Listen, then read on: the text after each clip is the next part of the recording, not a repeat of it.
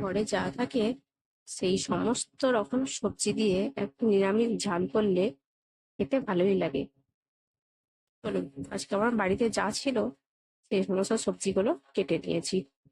এবার কড়াইয়ে তেল দিয়ে যেই সবজিগুলো বড় বড় কাটা আছে সেইগুলো আগে ভেজে নেবে।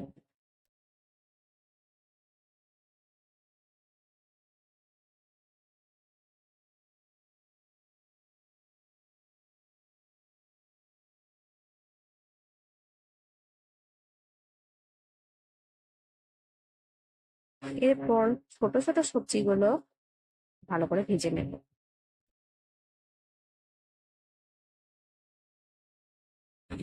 কড়াইয়ে যে তেলটা আছে এর সাথে আরেকটু তেল দিয়ে তার মধ্যে আদা দিয়ে দেবো।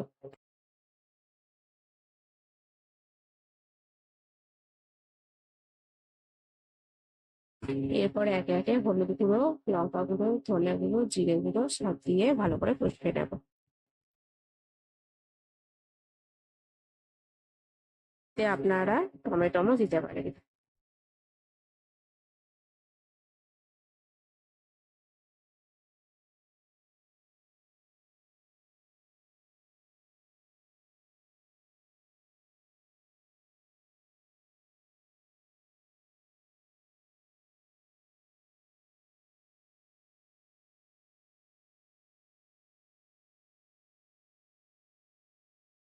এবার মশলাটা কষানো হয়ে গেলে তার মধ্যে ভেজে রাখা সবজিগুলো দিয়ে ভালো করে আরেকটু কষিয়ে নেব।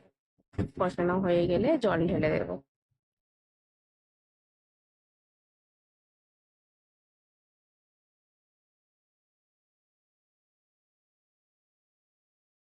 এটা যখন একদম শুকিয়ে যাবে তখন নামিয়ে নেব।